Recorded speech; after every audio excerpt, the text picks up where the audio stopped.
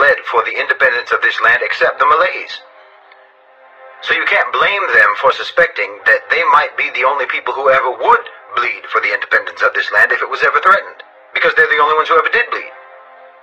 Now, they bled for the independence of this land. They achieved the independence of this land. They freed themselves from the British Empire, and then they adopted the people whom the British Empire left behind. They integrated them into the citizenry of the new independent Malaysia.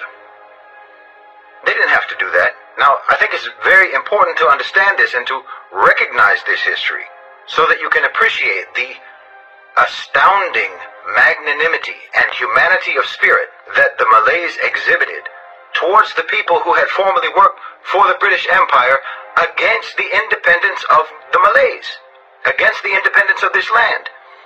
They integrated those people into the citizenry, they gave them full citizenship, and they made Malaysia, and now they're all brothers and sisters. They're all fellow citizens in the same one Malaysia.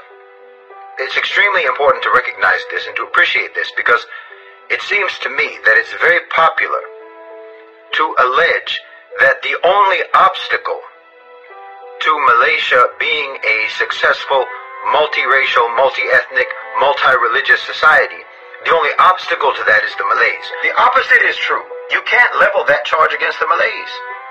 There is a multiracial society in Malaysia because of the Malays. There is a multi-ethnic society in Malaysia because of the Malays.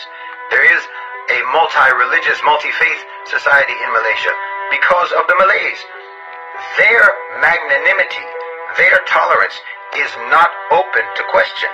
You have to recognize that history to appreciate and understand that no one is more serious about having a multiracial, multi-ethnic, and multi-religious society. No one is more serious about that than the Malays, because it didn't have to be that way. They didn't have to do that. They could have treated the people that were left behind by the British Empire as persona non grata, but they didn't. And you need to understand that the Malays are proud of that, because those are beliefs that come from Islam. That's a value system that comes from Islam. This is something that the Malays are proud of, that the Muslims are proud of. We can, in Islam, have multiple belief systems operating peacefully amongst each other, multiracial groups. You understand?